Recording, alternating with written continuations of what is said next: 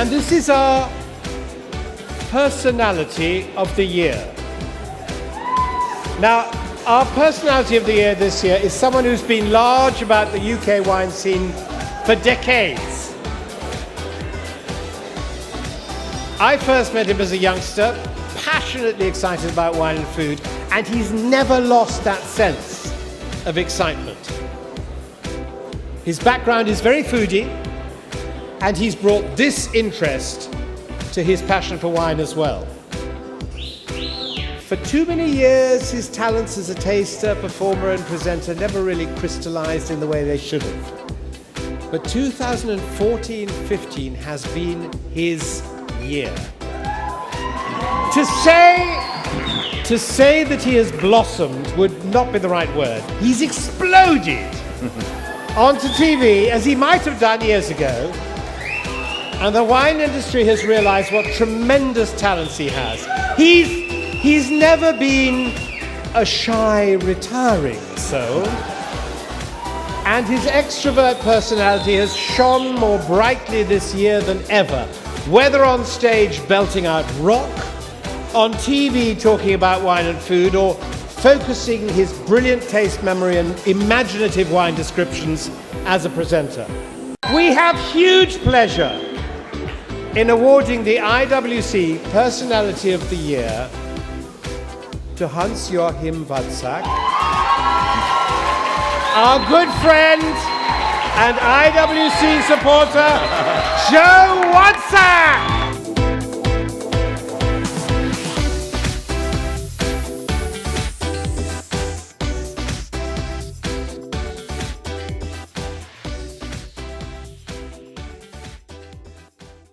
There's no wine made like a Riesling. Racy, fragrant, age-worthy, crisp, goes with all sorts of food, a little bit sweet and sour.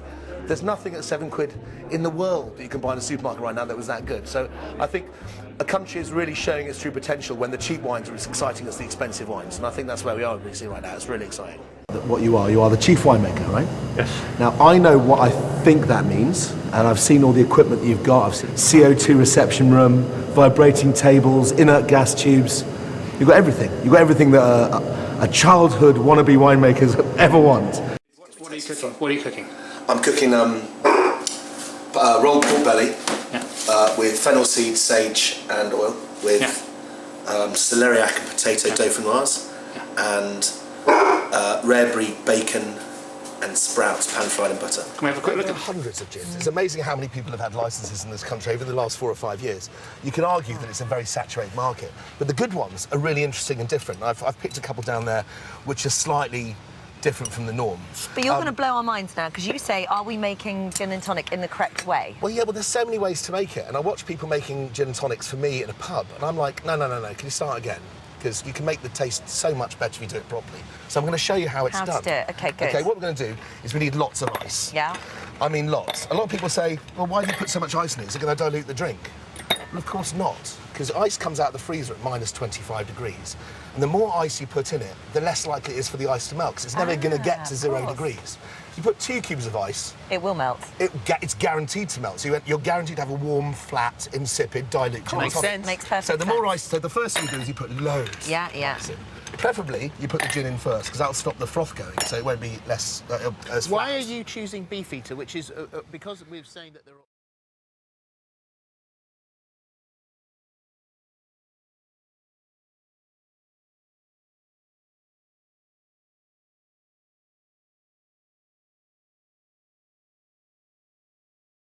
We do like it when you're here. No, apparently. It'll probably balance out the coffee. Yes, well, maybe. Well, yeah, so the coffee, fizz and gin in the morning, it's perfect. We've got a massive item. We're covering gin and English fizz. It's Right. English Wine Week this week.